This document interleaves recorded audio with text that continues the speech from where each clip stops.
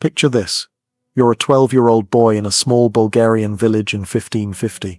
The morning mist clings to the valley like a shroud as you help your father tend to the sheep. The bells around their necks create a gentle melody that has been the soundtrack to your entire life. Your mother is preparing breakfast, warm bread and goat's milk that tastes like home, like safety, like everything you've ever known. Then you hear it. The thundering of hooves against cobblestone. Your father's face goes white as parchment. Your mother drops the clay pitcher she's holding, and it shatters across the floor like your world is about to shatter, because everyone in your village knows what those hoofbeats mean. The Sultan's collectors have come. You watch from behind a wooden cart as Ottoman officials dismount their horses, their silk robes pristine despite the long journey. They carry scrolls and lists, and their eyes scan the gathered villagers with the cold calculation of merchants evaluating livestock. When one of them points directly at you, your mother collapses to her knees, begging in a language they don't bother to understand. Your father stands silent, knowing that resistance means death for the entire family. You are torn away with promises that you will serve the Sultan, that you will rise to greatness, that this is an honor, but as the cart rolls away from everything you have ever known, all you can hear are your mother's sobs fading into the distance. You will never see her again. This was the beginning of your new life as a palace boy, a ghulam, in the most powerful empire on earth, and the horrors that awaited you behind the palace walls would make you long for those simple days watching sheep in the misty valleys of your homeland. Before diving into these forgotten stories of survival and suffering, if you enjoy learning about the hidden truths of history, consider hitting that like button and subscribing for more content like this. And please, comment below to let me know where you're listening from. I find it incredible that we're exploring these ancient stories together from different parts of the world, connected across time and space by our shared curiosity about the past. The journey to Istanbul was your first taste of the systematic cruelty that would define your new existence. You and dozens of other boys were marched for weeks across rugged terrain, inadequately fed, sleeping in the open or in crude shelters that offered little protection from the elements. The weak ones, those who couldn't keep up, who fell ill, or who simply gave up hope, were left behind to die. You learned your first lesson in Ottoman palace life before you even reached the capital. Weakness was death, and only the strongest, cleverest, or most adaptable would survive what was to come. The boy walking beside you, maybe 14 years old, had been taken from a Greek fishing village. His name was Nikos, though he whispered to you that soon that name would be forbidden.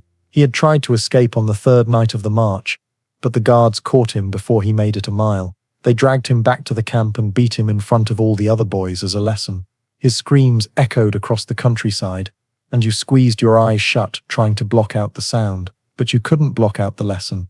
Escape was impossible. Resistance was futile. By the time you reached the outskirts of Istanbul, you had learned to move like a ghost, to speak only when spoken to make yourself invisible when the guards' attention turned predatory. You had watched boys disappear in the night, some who tried to run, others who simply couldn't endure another day. Their empty spaces in the line served as constant reminders of your own mortality. The first sight of Istanbul's skyline should have been breathtaking. The minarets piercing the sky, the massive dome of Hagia Sophia, the sprawling palace complex that would become your prison. But all you felt was a hollow dread settling in your stomach like a stone. This magnificent city represented everything you had lost and everything you feared you would become. Upon arrival in Istanbul, you faced your first selection. Ottoman officials divided the surviving boys into groups based on their perceived potential. The process was humiliating and thorough. They examined your teeth like you were a horse, tested your reflexes, made you recite what little you knew of letters and numbers. They measured your height, examined your skin for blemishes, and evaluated your facial features with the clinical detachment of art appraisers. The most beautiful and intelligent were destined for the palace school, the Enderun. Others would become janissaries, the elite military corps. But for those chosen for palace service, a different kind of trial awaited, one that would test not just your body's endurance, but your soul's ability to survive systematic dehumanization. You were among the fortunate ones selected for the Enderun school, housed within the walls of Topkapi Palace. The officials who made this choice looked at your clear skin, your bright eyes, and your obvious intelligence, and they smiled. You didn't understand then that their smiles were not kind. They were the smiles of predators who had found particularly promising prey. The Enderun School has been called the world's first institutionalized education for the gifted. This description, while technically accurate, obscures the darker reality of what education meant for displaced boys like you. Yes, you would learn languages, Arabic, Persian, and Turkish. You would study mathematics, astronomy, literature, and law. You would be trained in music, calligraphy, and various crafts. But this education came at a price that extended far beyond mere academic rigors. The palace complex that became your world was a maze of marble corridors, ornate chambers, and hidden passages where danger lurked around every corner. You were housed in dormitories within the palace complex, separated from the outside world by layers of walls, guards, and protocol that made escape not just difficult, but unthinkable. The dormitory where you would sleep stretched before you like a marble tomb, lined with narrow beds covered in silk that felt like chains against your skin. Your first night in the dormitory, you lay awake, listening to the sounds that would become the soundtrack of your imprisonment. The soft sobbing of homesick boys trying to muffle their tears in their pillows, the whispered conversations in languages you didn't recognize, the footsteps of older students and supervisors prowling the halls after lights out. You clutched the small wooden cross your mother had pressed into your hand as you were taken away, but by morning, even that last connection to your former life would be discovered and confiscated. You were given a new name, Mehmet, and told to forget your Christian origins. Conversion to the empire's official faith was not optional. It was fundamental to your transformation from captured child into Ottoman servant. The ceremony was conducted with great pomp, as if you had chosen this path voluntarily. But you knew, and everyone knew, that choice had nothing to do with it. You repeated the words they told you to repeat, but inside, you held on to the memory of your mother's lullabies and your father's stories. But the most insidious aspect of your education was the systematic breaking down of your individual will and your reconstruction as an instrument of imperial pleasure and power. The palace operated on a complex hierarchy, where advancement depended not just on academic achievement, but on your ability to please superiors, and pleasing could take many forms that no child should ever have to learn. Your first lesson in the palace's unspoken rules came from Ahmet, an older student who had been in the system for 3 years. He approached you one evening in the dormitory, his voice carrying both threat and promise. "You're new," he said, settling onto the edge of your bed uninvited. "You don't understand how things work here yet, but I can protect you, teach you, help you advance. The teachers favor me, and they listen to my recommendations about the younger boys." He let his hand rest on your shoulder, and you felt yourself freeze. You were 12 years old and had never been touched by a stranger, but something in his manner made your skin crawl. "In return," he continued, his voice dropping to a whisper, "you would need to show your gratitude. There are ways that boys like you can thank older students for their protection, special ways that stay between us. You faced an impossible choice that thousands of boys before you had faced: refuse and risk brutal punishment, social isolation, and the end of any hope for advancement. Accept and surrender the last vestiges of your childhood innocence to a system that viewed your body as a commodity to be traded for favor and protection. There was no good choice, only survival." The palace's sexual ecosystem was complex and predatory, operating according to rules that had been established over generations of exploitation. Eunuchs, castrated as boys themselves, and often bearing their own psychological scars, wielded considerable power and used it to exploit the constant stream of new arrivals. They understood the system intimately because they had once been its victims, but rather than protecting newcomers, many became its most enthusiastic enforcers. Older students preyed on younger ones, perpetuating cycles of abuse that stretched back generations. It was a twisted form of hazing where the initiated earned their place in the hierarchy by victimizing those below them.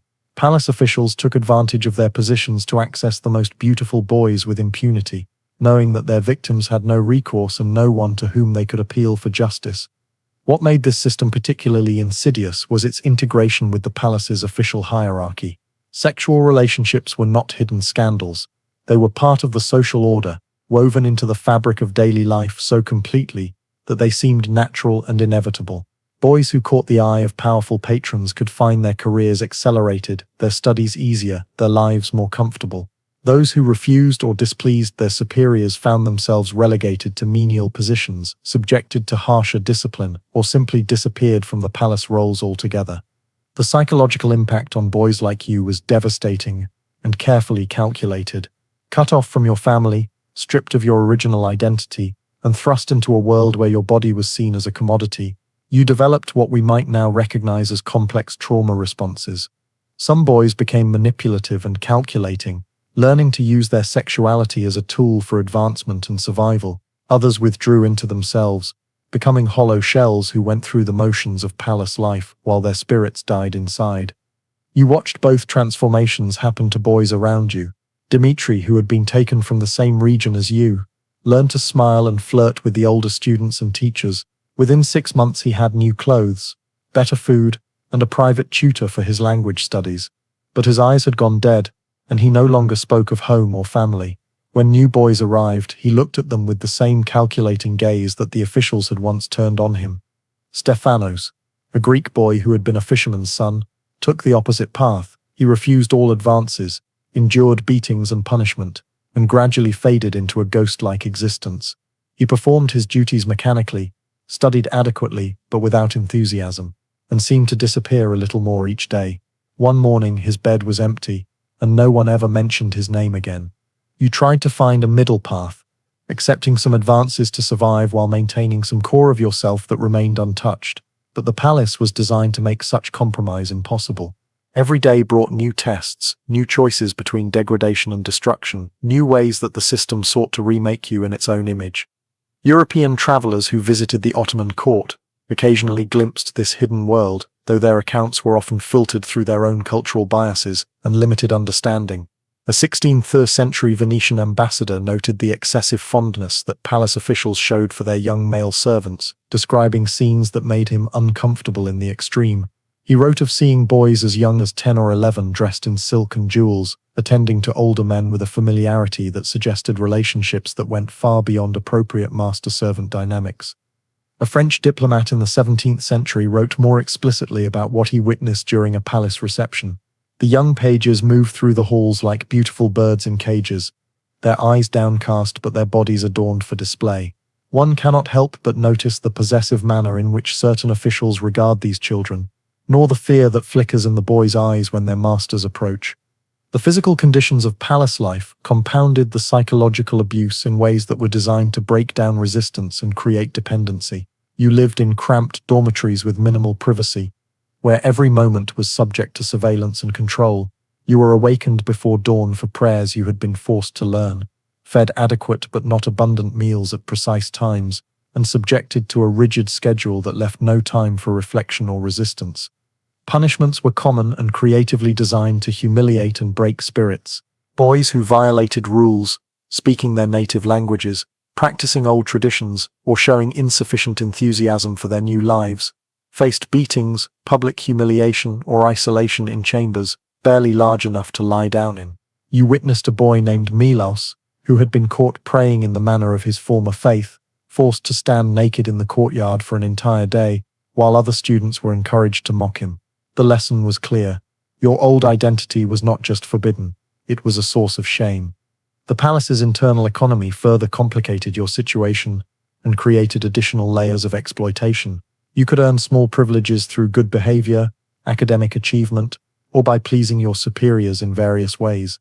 These privileges, better food, nicer clothing, more comfortable sleeping arrangements, access to books or musical instruments, became precious commodities in your restricted world.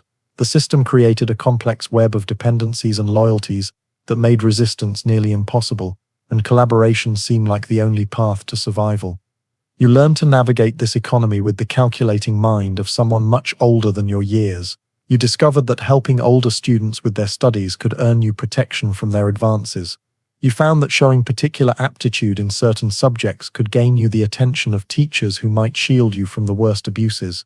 You realized that perfect obedience and visible enthusiasm for your new life could result in small freedoms that felt enormous in your circumscribed world. Some boys attempted escape, but the palace's location on a peninsula surrounded by water made this extremely difficult. Those who were caught faced severe punishment that was deliberately made public to deter others. You witnessed the return of a boy who had tried to flee by swimming across the Golden Horn. He was barely alive when they dragged him back, and the beating he received in front of all the students left him permanently injured. He lived as a warning to the rest of you, broken, barely functional, a living example of what happened to those who chose rebellion over submission. The few boys who managed to flee faced an even more daunting challenge.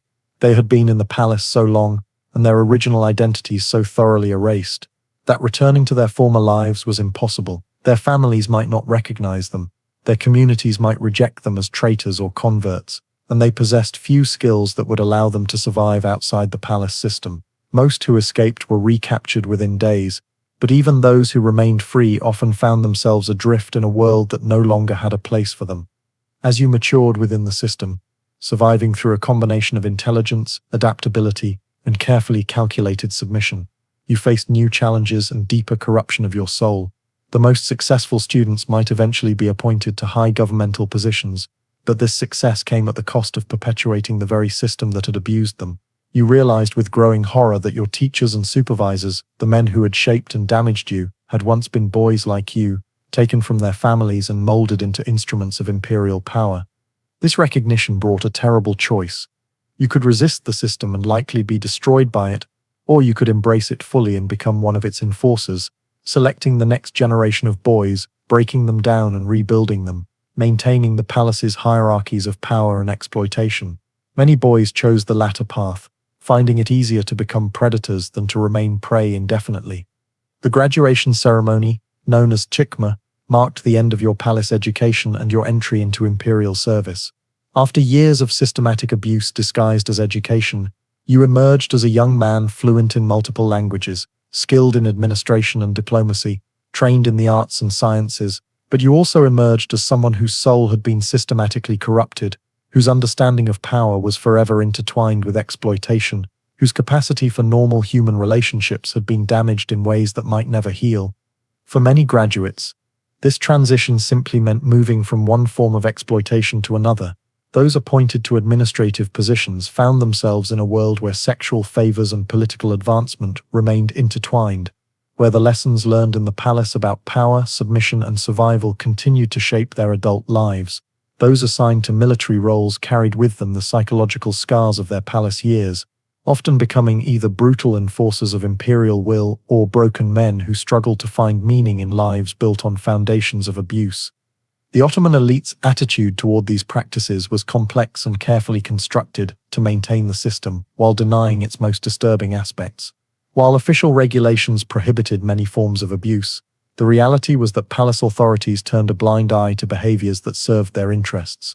The system produced capable administrators and loyal servants, which was its primary purpose. The human cost was considered irrelevant to its success, and any criticism was dismissed as ignorance of the empire's sophisticated methods of education and advancement. Contemporary Ottoman writers sometimes acknowledged the system's darker aspects while defending its overall value.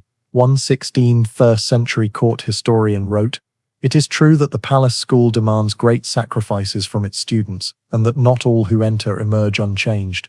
But from this crucible of discipline and learning emerge the finest servants of the empire, men whose loyalty has been tested and whose capabilities have been honed to perfection." This rhetoric of transformation and improvement masked the reality of what boys like you experienced. Your testing involved systematic sexual abuse. Your discipline involved the destruction of your original identity and the construction of a new self designed to serve imperial interests. Your learning came at the cost of your childhood innocence and your capacity for normal human relationships. What makes the Ottoman palace system particularly disturbing is how it combined genuine educational opportunities with systematic abuse in ways that made it difficult to separate the benefits from the horrors. Boys did receive an education that was, by the standards of the time, exceptionally advanced. You learned to read and write in languages that opened doors throughout the known world. You studied sciences and mathematics that were cutting edge for their era. You gained skills in diplomacy, administration, and military strategy that would serve you throughout your life. But this education was inseparable from your exploitation and abuse.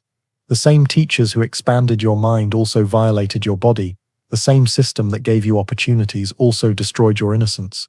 The same institution that promised advancement also ensured that advancement would forever be tainted by the methods used to achieve it. The system also reveals the complex relationship between power, sexuality, and violence in pre-modern societies. The Ottomans were not unique in their exploitation of young people. Similar practices existed in various forms throughout the ancient and medieval worlds, but the Ottoman system was notable for its scale, its systematization, and its integration into the imperial apparatus. It was not a hidden perversion but an open institution, celebrated for its effectiveness and defended by its beneficiaries. By the 17th and 18th centuries, the palace system began to decline as changing military technologies reduced the importance of the Janissary Corps, and new forms of administration decreased reliance on palace-trained bureaucrats. European influence and changing social attitudes also contributed to the system's gradual transformation. But for the thousands of boys who passed through the palace gates during the system's height, these changes came far too late. Their stories of childhood lost, innocence destroyed, and spirits broken in service to imperial power represent one of history's most systematic examples of institutional child abuse. The boys who survived learned to navigate a world where their beauty was both asset and liability, where their intelligence was valued but their humanity was not, where advancement required surrendering pieces of their souls that could never be recovered. Some rose to positions of great power and influence, becoming viziers, generals, and governors who shaped the empire's destiny. But they carried with them the scars of their palace years, and many perpetuated the cycles of abuse that had shaped them. Others disappeared into historical obscurity, their fates unknown and their suffering unrecorded, remembered only as entries in administrative records that noted their arrival, their training, and their eventual assignment to service. The palace walls that once echoed with the footsteps of these boys still stand today, transformed into a museum where tourists admire the architectural grandeur and artistic treasures of the Ottoman court. Visitors marvel at the beautiful chambers where the empire's elite were educated, but they see only the physical beauty of the spaces. The marble corridors keep their darkest secrets, and the rooms where education and exploitation intertwined remain silent about the price that generations of young boys paid for imperial glory. The guided tours speak of the palace school's educational innovations, its role in training capable administrators, its contribution to the empire's success.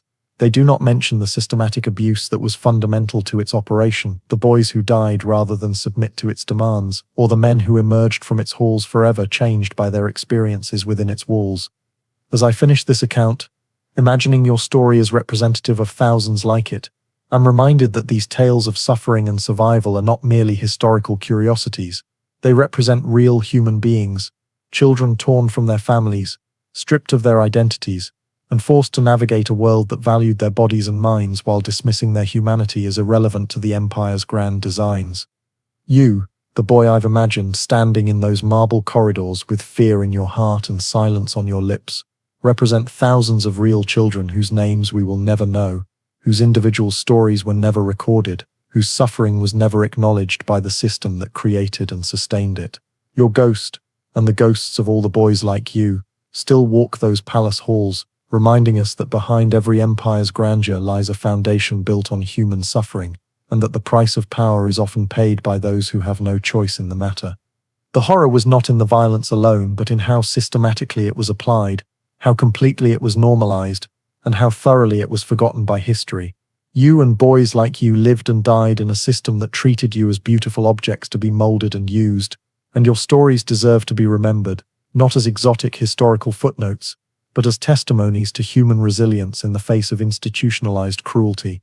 The morning air that once carried your fearful footsteps has long since faded, but your story echoes still through time, demanding that we bear witness to your suffering, and remember the terrible price of the empire's golden age.